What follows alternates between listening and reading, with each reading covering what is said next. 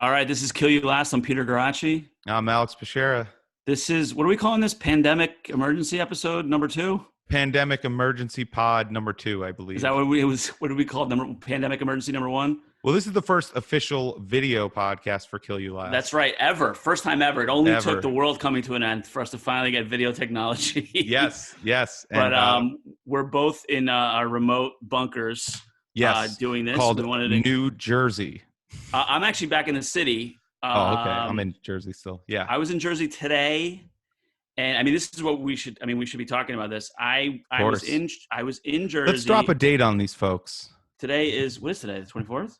Today is March 24th. Yeah. So it's day 12, not even day 9 of the pandemic, really officially. I don't know when the official start date was. I don't think you could really say. So I had a show Friday the 13th. Mine got canceled on Friday. And even that, it was like, do we want to go to this show? Yeah, it was very much like that. People were feeling like a little risky. They're like, oh, I'm gonna go to a comedy show. I don't give a shit. I was at the stand that night. Yeah, I saw you afterwards. I saw you that night. Yeah. Oh, I was hanging out in the green room with Sherrod and a few other friends.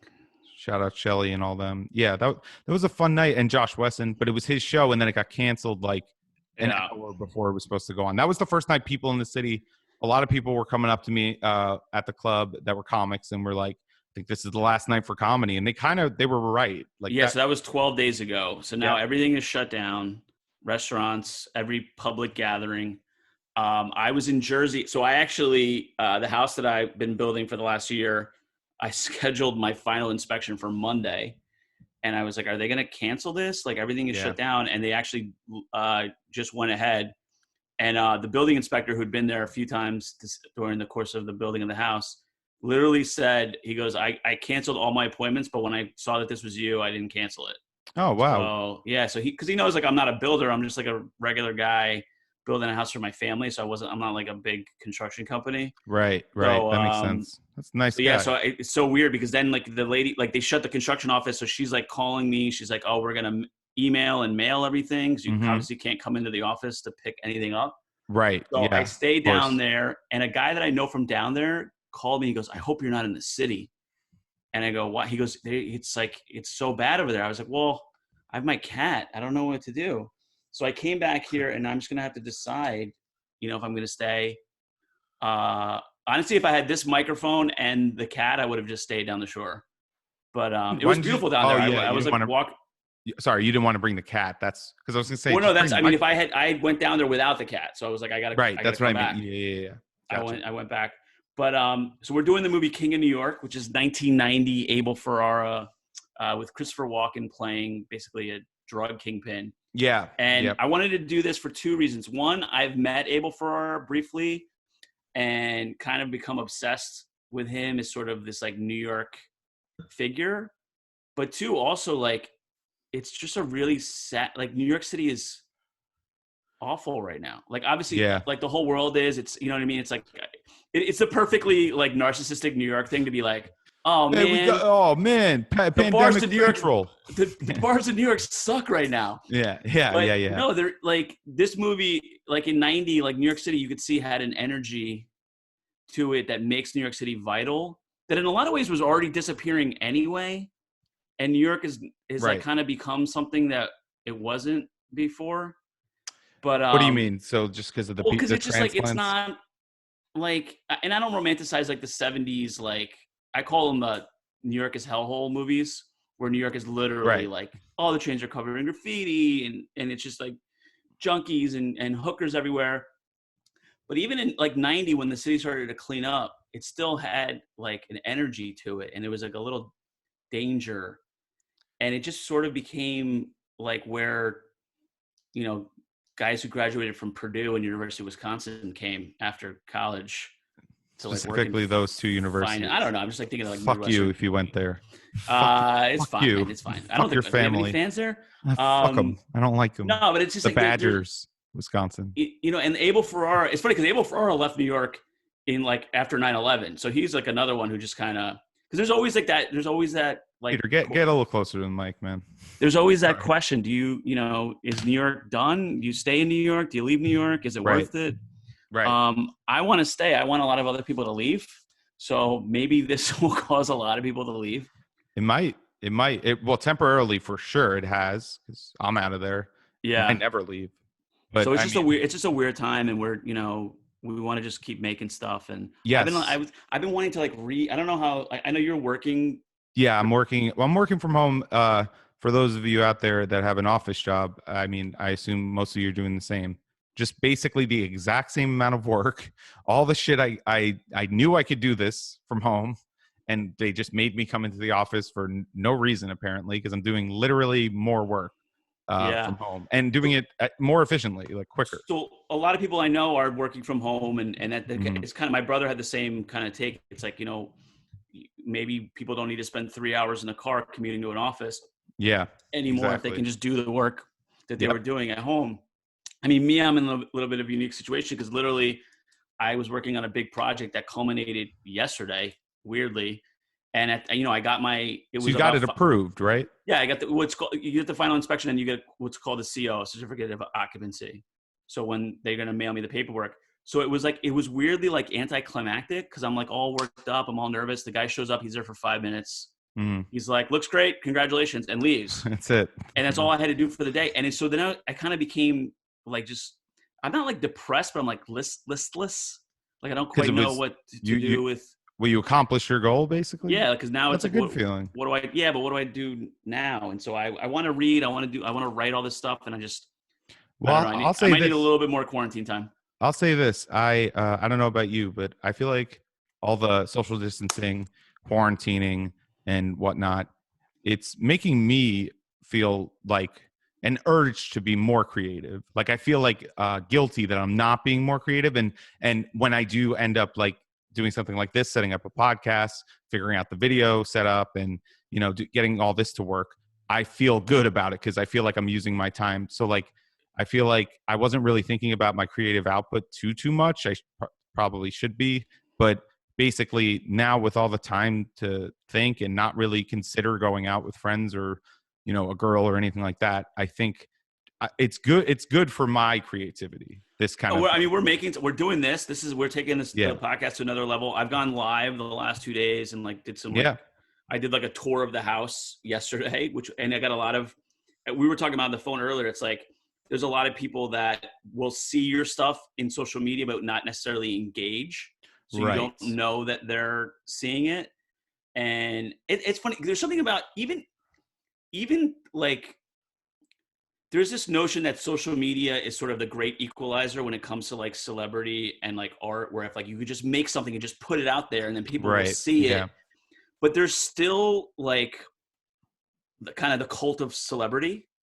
Oh, for So sure. if a Yeah. celebrity makes a thing, so in a way, it's just another way for celebrities to have more access to their fans more than it is about creating new celebrities in a weird way. It does I'm like, create new celebrities though, I'm for looking sure. like, Sebastian Maniscalco videos on Instagram and people that I know are like commenting on his videos. I'm like, why are you doing that? It's just like they want to be, I think it's just a type of engagement. They just want to be part of this thing where they feel like a Well, connection with you're the friends with a artist. bunch of guineas from Jersey. Of That's course, true. That's that's true. his demo. Oh, Why are you they love surprised? him. Yeah, why are you surprised at that? No, but it's My mom loves Sebastian yeah. Maniscalco. I like him too, and I appreciate Yeah, I he's appreciate great. how he But I'm just saying, created like, our his friends are his career. demo, like 100%. Yeah, but when it comes to like us, it's like us meaning like people in The little guys.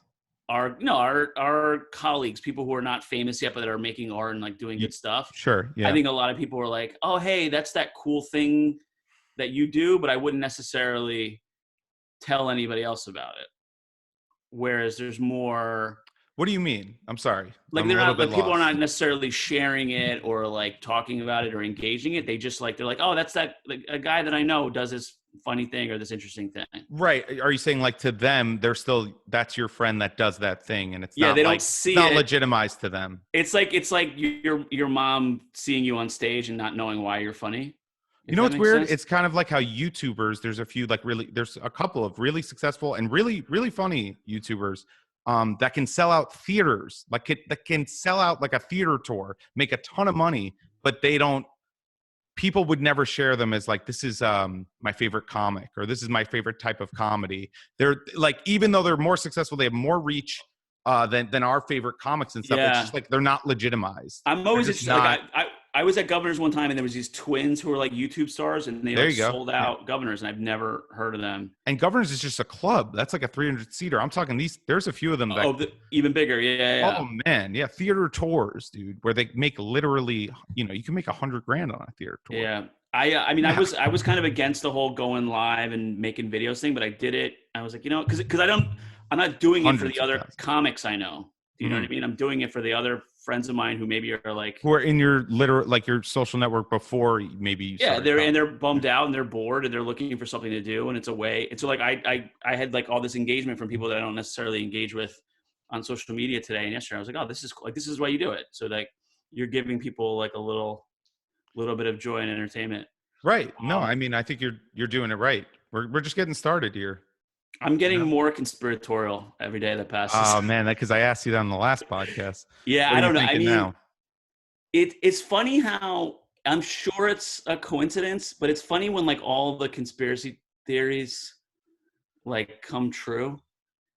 Like, All right, what do you mean? I'm a little bit. well, it's like, and then and maybe it's just too good to be true, or it's like confirmation bias. It's like when like Epstein commits suicide. It's like, oh, it's like it's almost so on the nose that you don't want to believe it because it seems like a joke. Well, because you want to be contrarian or something. It's the way remember mean? when like Chappelle was like doing his like hiding out in Africa, and then he came back and he did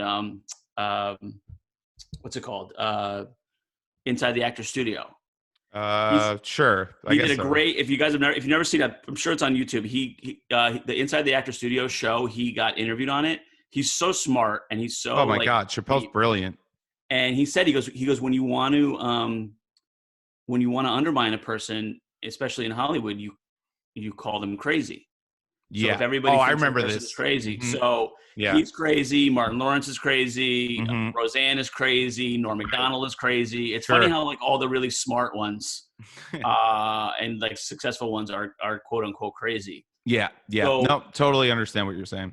Like, so again, like I just don't know. There's just a lot of stuff going on that doesn't really make sense. And I hope people are, like I said, I don't want anybody to get sick, and hope people are healthy and this passes, but it's just weird how everything is going. I think it's funny, like the New York political angle of this, like mayor versus governor. That's a really interesting story. Well, everyone's on like the Andrew Cuomo train. That's our vantage point. We are New York City artists. Yes. Right. No, I think there's going to be a push for him to like. Oh no, for sure. He is like the liberal darling right now, or the Democrat darling right now. And it's funny because when the early in the presidential primary, I was like, why are these guys such fucking bows? Like, why can't they get it together? Like you think you could oppose Trump and not be insane, but they can't seem to pull it off. And then I saw Cuomo and I saw de Blasio, and I came up with like a little idea. Like Cuomo represents like the Democratic Party from before, which is like ethnic and like labor and guys who get shit done. Yeah, like, it's not a coincidence. No nonsense. Nonsense guy. It's not a coincidence. He's an Italian guy from New York. Mm-hmm. Yeah. He, and it's not a coincidence that governors tend to make good presidents because they're already in charge of shit. Whereas de Blasio is exactly if you were gonna make a joke about what like a bullshit like SJ, like his wife is just like an not even SJW, just a real incompetent Democrat. Yeah, like his wife is like an ex like radical lesbian, and he's come out saying that he wishes that we would like abolish private property. Like everything that you would sounds like a conspiracy theory when like people say it, like, oh, if we let these people get power, they're gonna take away our rights. He like literally embodies that, and there's just something very phony about him. And so like Cuomo is like such a breath of fresh air because he comes from that time when it was like, oh, you got a pothole in your block, let's call the town hall and raise hell, and they'll come out and they'll fix like that kind of politics, that kind of like old school machine politics is what the Democrats used to do, and they don't do that anymore. They're not the party of labor anymore. And it's interesting because like now like labor, I mean, what does labor even mean? Like people are literally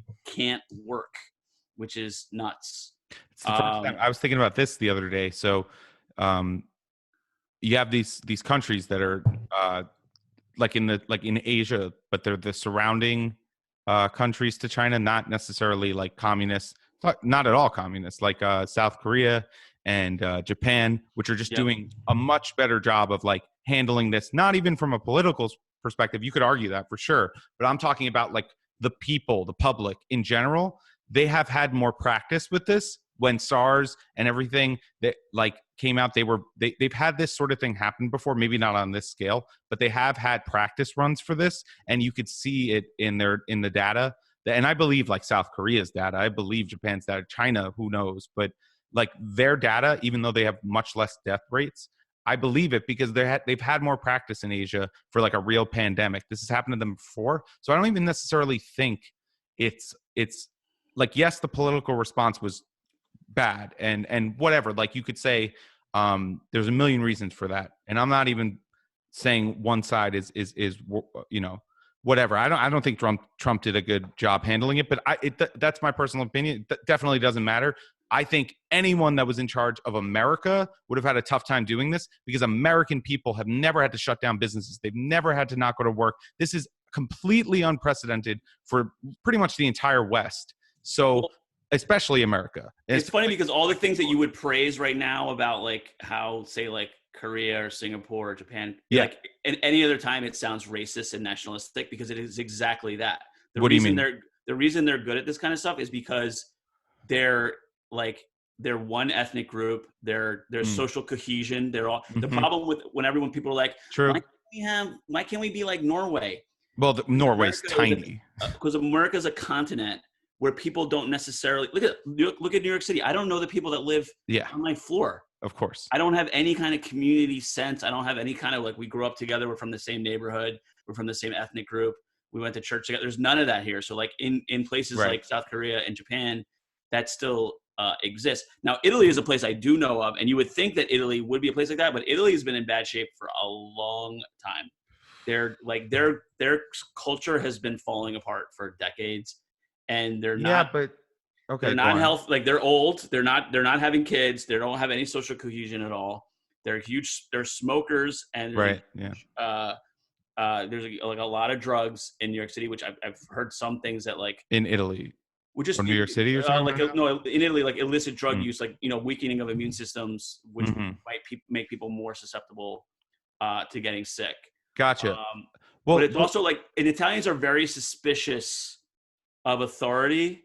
And they're very suspicious of like they're like, I mean, I have jokes in my act where it's like people from the next town over are no good. Like they're very much, and then it's whatever group you're in, it's somebody's the bad guy. So if you're in southern Italy, you hate the northern Italians. If you're in your town, you don't like the people from the next town over. If you're on your block, that lady down the corner is, she's no good. They're very very suspicious and very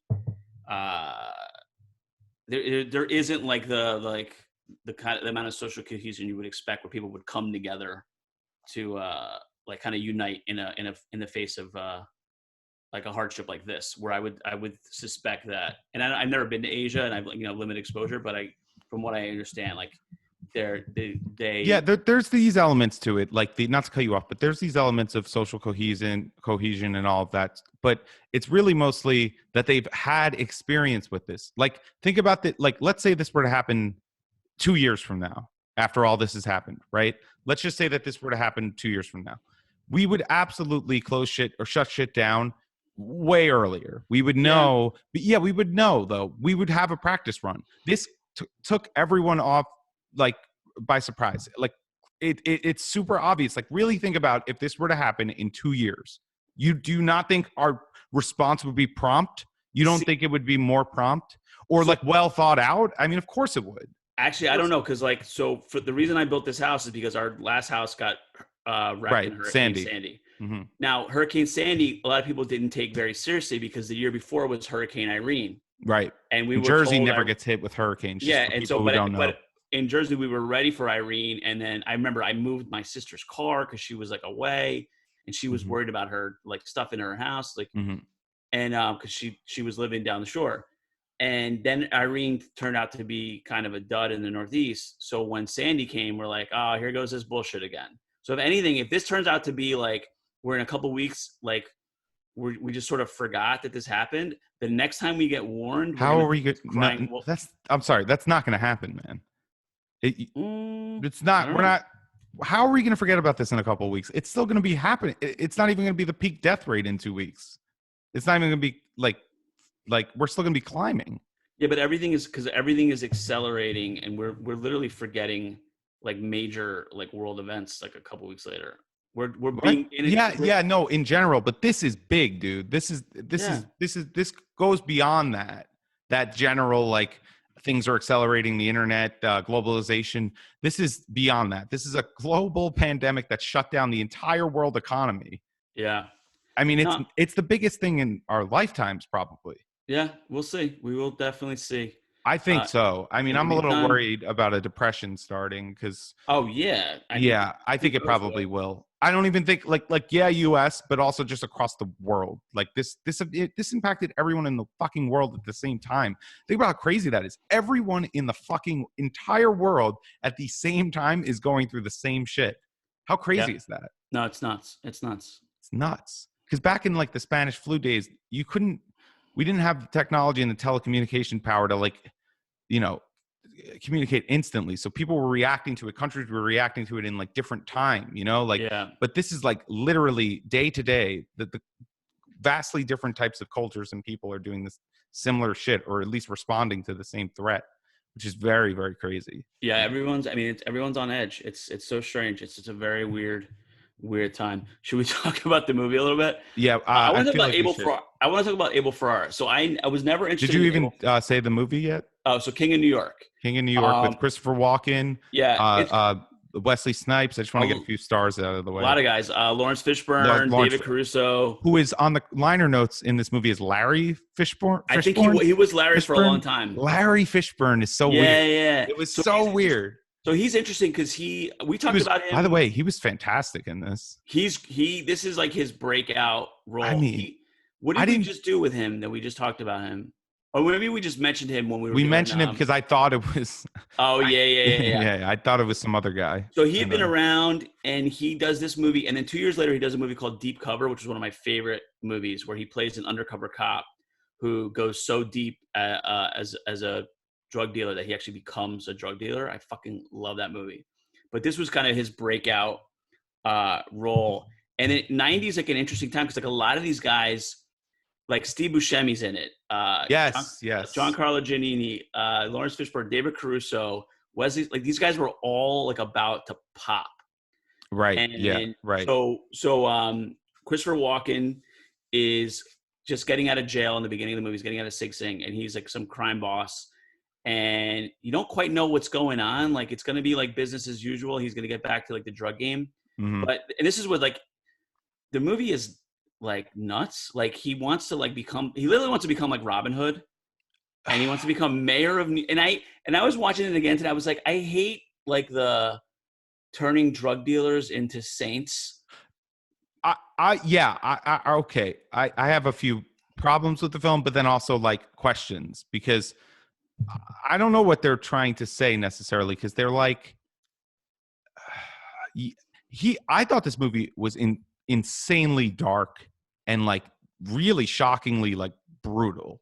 Yeah, like, it's a very violent film. There are so many points in this film right before a gunshot to the head that I was like, oh my God, I didn't realize it was going to be like, I thought the response was going to be like a Stern talking to, and no, it's a fucking Uzi to the eardrum. Like it's like the most brutal kill scene. So Christopher Walken's character, like the main character, the protagonist, he kills so many people needlessly, and towards the end of the film he says like I never killed anyone who didn't deserve it, and it's like, what are you talking about, he's man? Killing cops left and right. He's killing people. And it's not just cops, it's like people that didn't deserve it, like people that were his friends, and then people die as a result of him all the time. Even the woman that he's been with the whole film, he just shoots her. The screenplay is the worst part of this movie. Like the script. Yeah, it's a little strange. But my question is, let me just ask this. I don't know if the film necessarily is saying that he's the in the right. I think they're saying he's not in the right this entire time. So you can't talk about it without talking about the guys who. So Sure. Abel Ferrara directed it, and Nicholas St. John is the screenwriter. They made a bunch of movies together. I think they went to high school together, and then they went to NYU film school together. So they made a porn. Oh wow! And they made Abel? a movie. Yeah, it's like a real like porn film that they like wrote and directed together. Did they star in it? I don't even know. But then they made a movie called The Driller Killer, and I just watched that, and it is so shitty. It's a 16 millimeter film. It looks like shit. It sounds like shit. And Abel is like a young artist in Manhattan who can't like make a go of it. So he like loses his mind and starts killing bums with a drill. Whoa! It's so vicious. He literally starts drilling them and killing them. And this became this like underground like film. And then he did another film called Miss 45 about a deaf girl who gets raped twice back to back. So then dude. So then she becomes a vigilante, and she just starts killing guys left and right. So this is how these guys started. So King of New York is really considered like their masterpiece. And then they made Bad Lieutenant after this with Harvey Keitel, which is even more. Harvey Keitel plays. That's a movie about a nun getting raped in a church.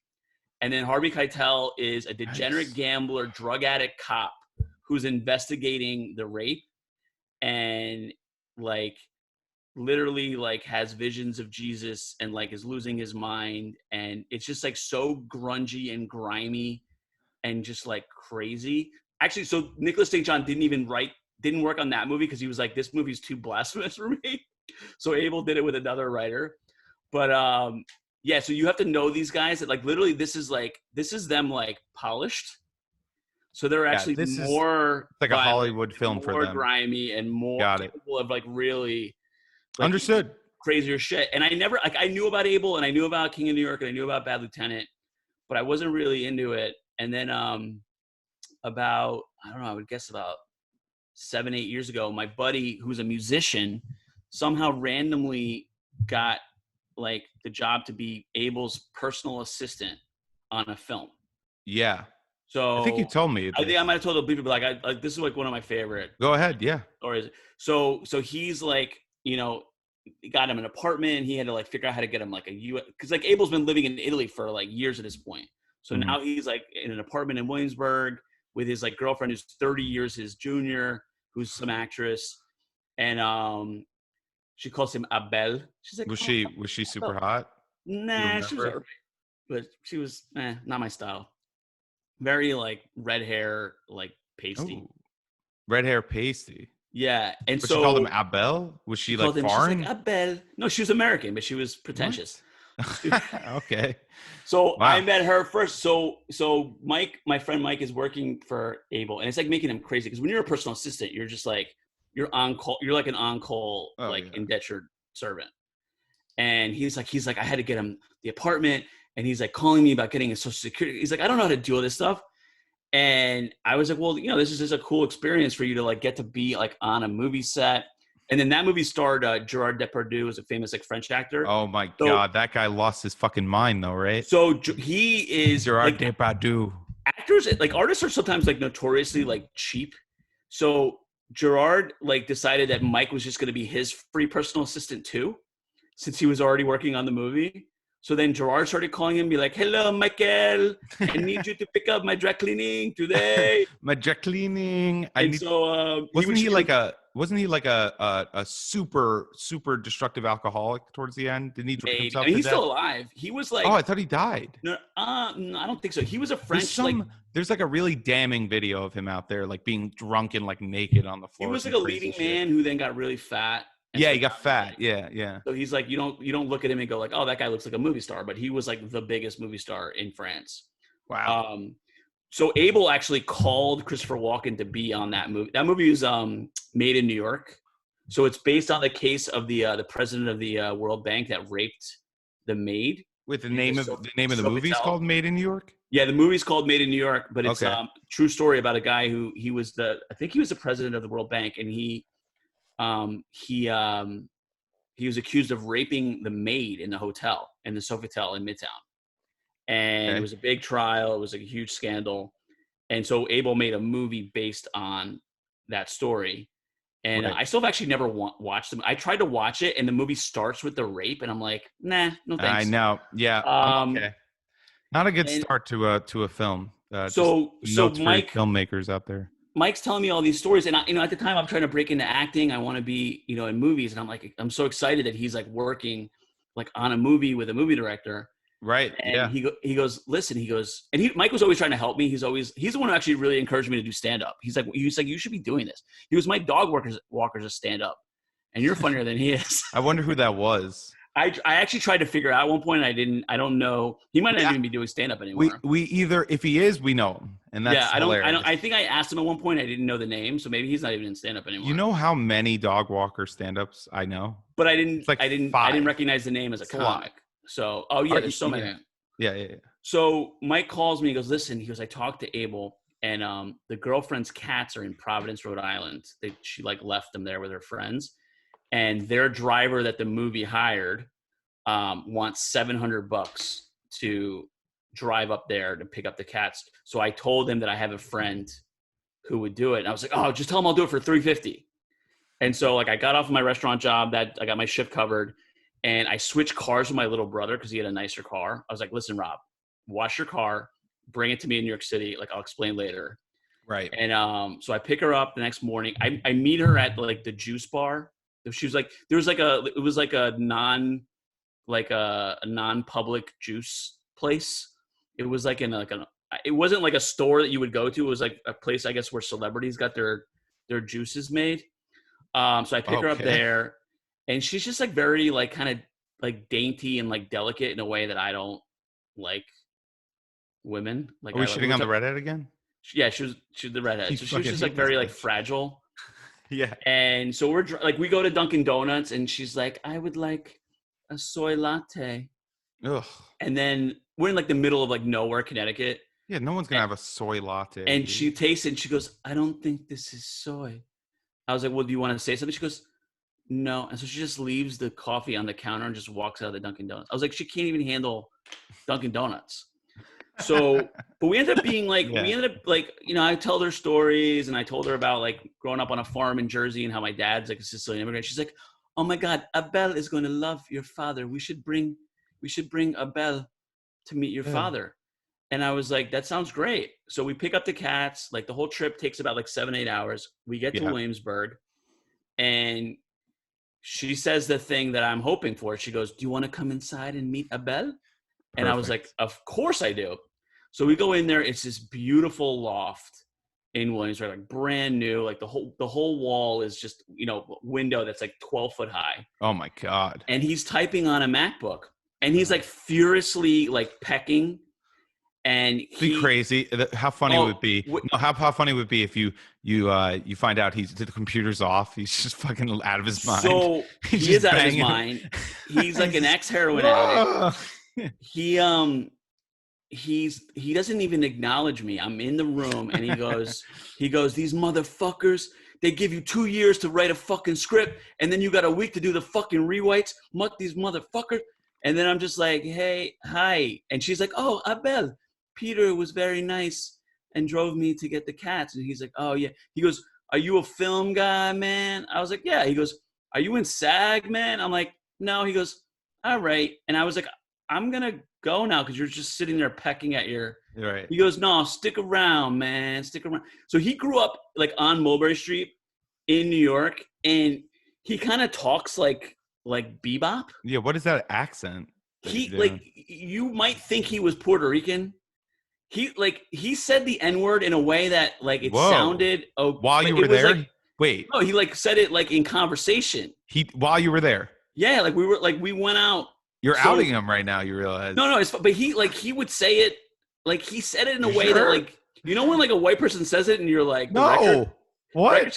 He said it like, that's just like, he's just like. Oh yeah. Like it's really misplaced. Yeah, sure. No, but for him, it was like. It wasn't misplaced. He was just from the neighborhood. And so he goes, stick around, man. And then he puts on his shoes, and he puts on a sweater like no one had ever put on a sweater before in human history.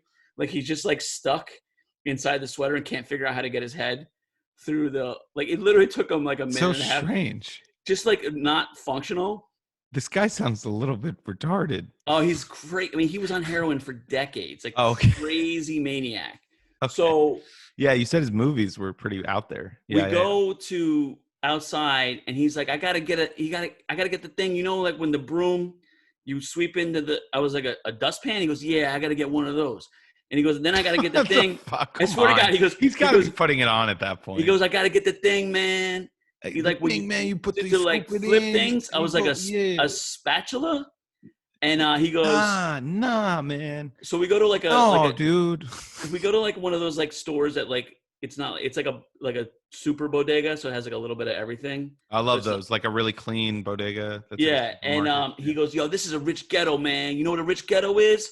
People don't realize that a gallon of milk shouldn't cost $6. Like that's so up your alley. You love. Oh, he was shit. Like so crazy. You love shit like that, though. Yeah, he just like such a character. Yeah, and he basically told Mike that he was gonna find room for me in the movie, and then he never did. And then Mike got pissed because Mike's like, that's what he is. Like he says stuff. Yeah. And then he had Mike call Christopher Walken a bunch.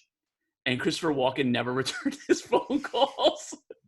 He never returned Abel's phone calls. Yeah, because he's like, I can't. Hard to work with. Again. Yeah. He's not an easy guy. This guy seems hard to work with, dude. But he seems fun, but just hard to work with for sure. It's so interesting to me because like this guy, like he lives like this. Like he has a sick apartment that the movie producers are paying for.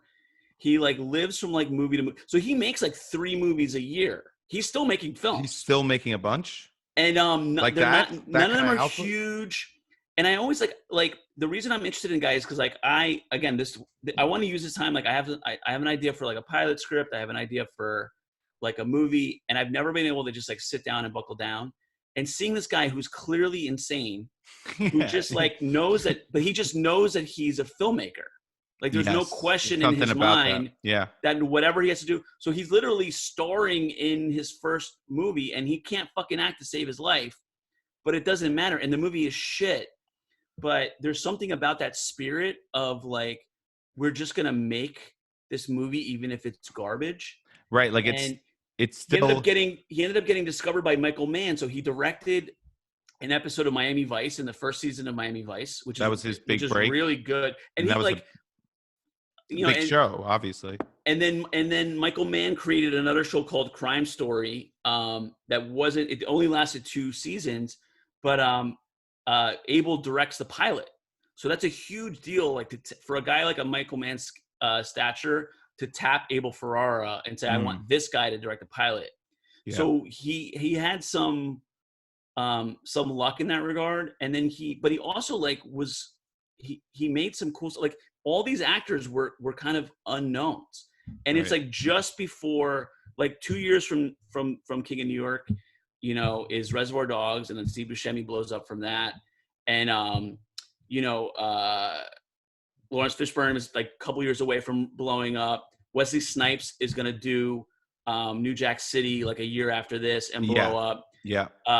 He found a lot of these like New York actors, and even like Paul Calderone, who's the guy he's the black guy with the long hair who he's the one who like rats walking out and gets killed. A brutal death that was. So that guy was supposed to be Jules in Pulp Fiction. What happened? I heard Quentin say that originally Quentin actually wrote Jules for Lawrence Fishburne, and then Fishburne couldn't do it. So then he wanted Sam Jackson, and Sam Jackson was told that the part was his. And Paul Calderone came in and had like a monster audition. Really? And Sam Jackson basically got a call from his agent being like, you blew it. Like this other guy's going to get the part. Sam Jackson got back on a plane and re-auditioned again and blew Quentin's like socks off. And so then Paul Calderone is in Pulp Fiction. He's the bartender who goes, my name is Paul and this is between y'all. Oh yeah. So like if you imagine though, I like would have not remembered that though. But I'm like I just rewatched Pulp Fiction the other day. It's such a good movie. We guys do Pulp Fiction. What the fuck? It's unbelievable. How good that movie is. I didn't want to rewatch it for the longest time, and then just the other day I was like, I went back to it and I was like, and that's the thing I'm doing too. Like I'm rewatching stuff that's comforting more than I'm like seeking new things out. in this Yes. time. Do you know what I mean? Yes. Like I've been Yes. watching stuff that has nothing to do with like With end of the yeah. No. world No. or Totally. destruction. And I'm going like deeper into stuff that I already like that gives me like joy and comfort. Nope. And I would rather spend Timer on the time light. Sorry. with that, you know. And like Yeah. Pulp Fiction '94, I was 15 years old.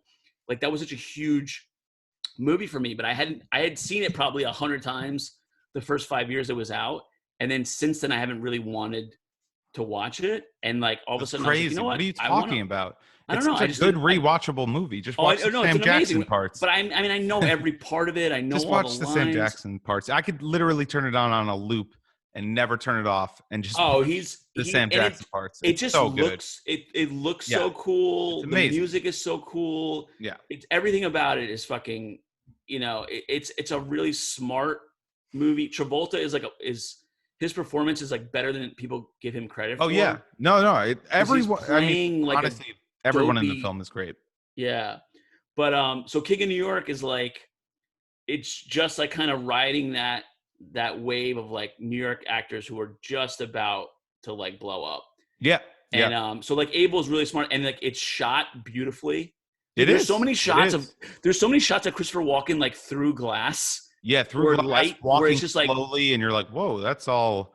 That's but like it seems like it was put together very intentionally. in a way though that's what makes the movie like ridiculous because it's like it's so like ponderous and like overly Mhm. serious about this guy who at the end is just a fucking drug dealer. Yeah, I mean, it really and heartless too. Like it's And like I don't know if it's like he's because not like redeeming. It's like he Abel should be. is like because at the time he was probably on drugs, he wanted to like justify himself maybe by creating sort of this like mythological figure because it's Maybe, like but because like the guy was murderous, well, dude. but like Like, Christopher Walken's like code is that he doesn't want to be like in sex trafficking. He doesn't want to be like exploiting right? He people. does have He a just code. wants to sell everybody drugs. Yeah, which is just no, but he wants it for his own money. He said, "I wanted to get rich off." What does he say? He says something about getting rich the way he wants to, or something. Yeah, and it's I mean it's a really cool New York movie. Like It is. he lives in the Plaza Hotel Yeah, when and he he's gets always telling people, "Come to the plaza." so the funny story is at the time Donald Trump owned the Plaza. Oh, okay, so it was the And Trump Plaza. no, it was still just called the Plaza, but because the hotel had been around forever and he just bought it. Mm. But allegedly Trump let them film for free if Ivanka got a picture with Christopher Walken. Oh, so he was he was like a huge deal at the time. Sorry, Well, I wasn't alive at this point. This is 90, no, right? well, no. Just, I mean, she apparently was a Christopher Walken fan, so she wanted a picture with Well, Christopher Walken and Donald Trump. I mean, Donald Trump like very correctly realized that this movie would like make the Plaza like cool to like a younger, like hipper generation. yeah.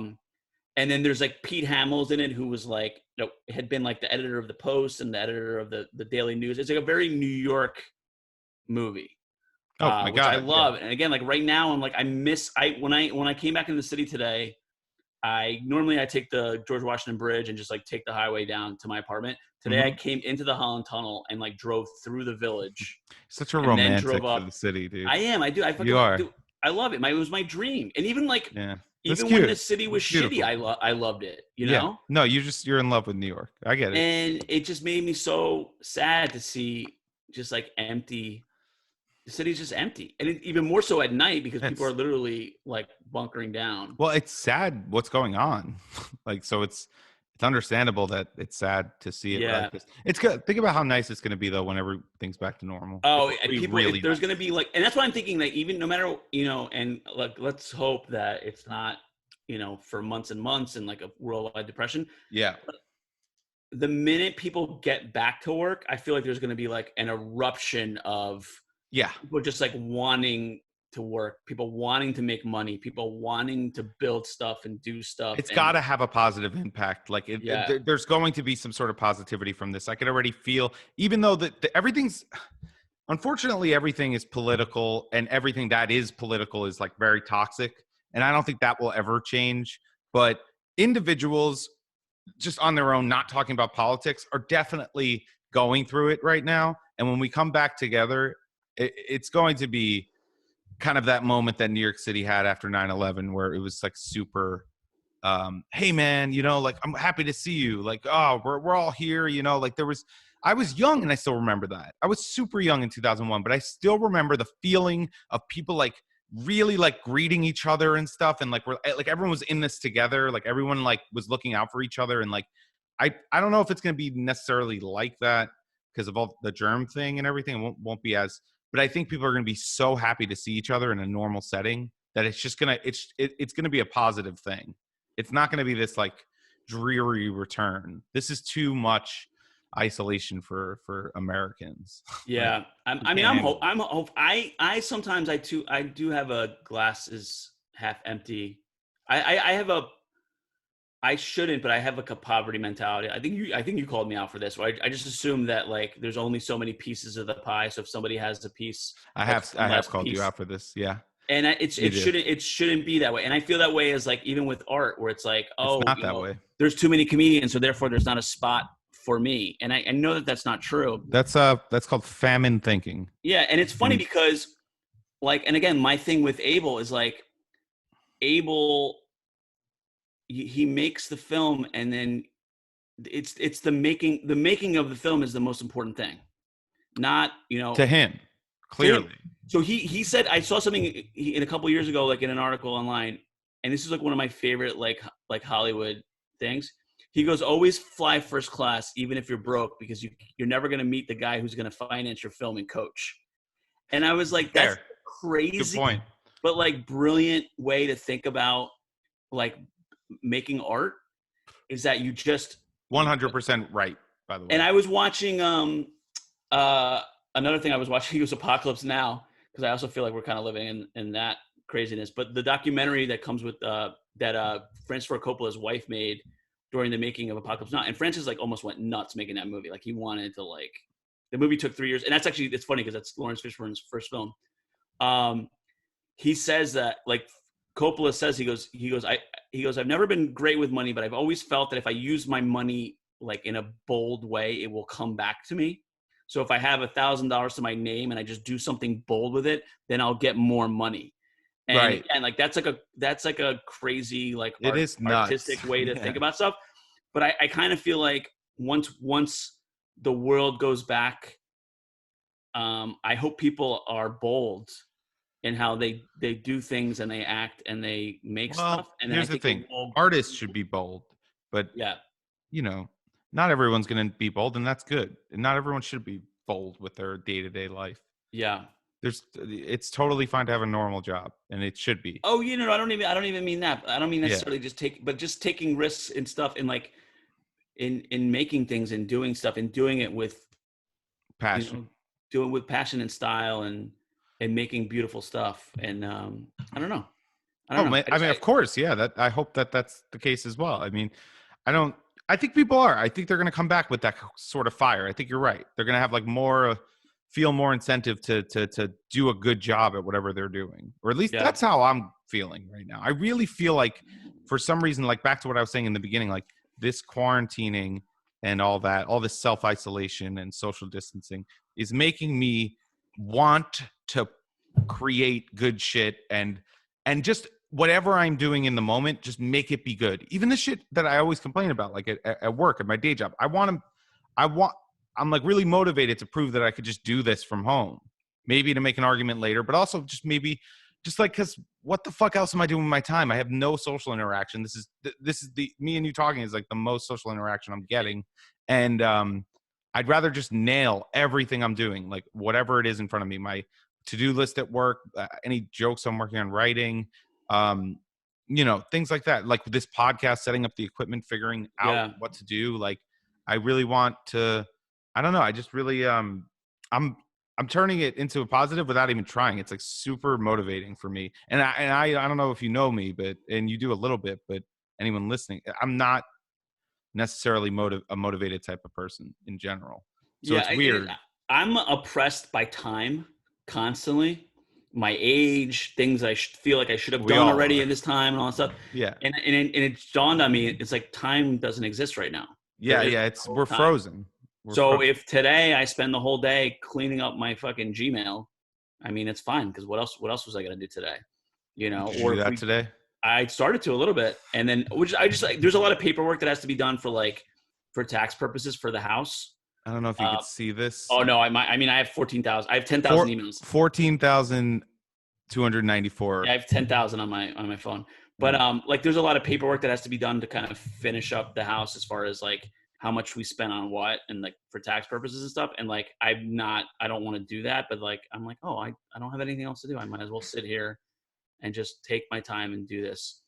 Not necessarily fun and romantic, but because I do think like even, you know, making art too, it's like, it's not just glamour. It's like doing the drudgery.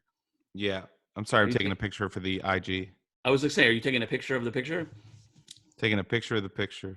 You look so what cute. are we going to stream eventually? So I've done a couple lives. I don't even know. I think Facebook is like hiding my live now. I don't know how any of this shit works. Oh, you're moving, dude. It's all blurry now. Oh, what do you want me to do? Nothing. Oh, you could talk, man. We're live. Yeah, that's funny. Yeah, so I don't know. That was the least genuine "that's funny" I've ever heard. That's funny. That was so not funny. Yeah, cool, man. What were you saying? Oh, you were talking about going live again. Oh yeah, I guess I'm gonna keep doing like trying to tell stories and stuff, online. Yeah, and just make shit. Try to write this screenplay. Try to write this pilot script. Just keep making shit and see what happens. But we should release this episode. What, a couple days? Yeah. I think the plan is it's gonna go. We might as well do 2 a week now. No. Yeah, we could do 2 a week. It's the plan is to put this on YouTube.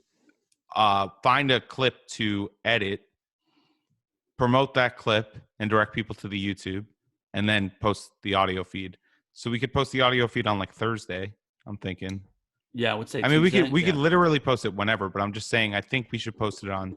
We'll talk about this off air and everything, but yeah, I think that yeah, we're gonna just do all these video from now on because why not? Yeah, I think this is great, and I think we're gonna try to get a guest. Yeah, we should through Zoom. Once we have the clip to push out there, I think it'll be better because I would say yes to a podcast right now, but I'm just saying, like, if they see a video example, it'll be much more enticing. Yeah, because we had to cancel one episode already. Yeah, which we were gonna do last Tuesday, or 2 Tuesdays ago. Yeah, and we have a couple people like kind of backlog that are ready to go, so we might as well get them on here. Yeah. I don't have anything to plug. Except follow me on Instagram. I don't know. Yeah, what's your handle, dude? Garachi, yo. Can you not ever do that again? Thank you. And it's the Garachi, by the way. So you got it wrong. You fucking got it wrong. I said the Garachi. What do you mean? They said Garachi, yo. No, I said the Garachi. Okay. Word. Yeah, I'm Alex Bashera on all social media, and follow Kill You Last Pod on Instagram. Kill You Last Pod. We'll be posting all our stuff there. We'll also be posting it on our personal social media. But yeah, let's get Alex Payne back on. He wanted to do it. Yeah, there's a lot of people, and his episode has a lot of downloads. So let's get him back on. Yeah, well, it's funny because we did Akira's kind of the end of the world. Yeah, movie that we did. Yeah, we could touch on that too because that was a good one. I really like that movie too. Mm-hmm. Yeah, I just shared our story. Yeah, I'm excited to do some more of these eps, and yeah, we got nothing to promote except for the shit you're listening to right now. Everybody stay safe and healthy. Yeah, let us know if the video sucks or if we could do anything, what we could do to make it better. I think we're doing a decent job, but just let us know. Yep. All right, man. See you next time. All right. Bye.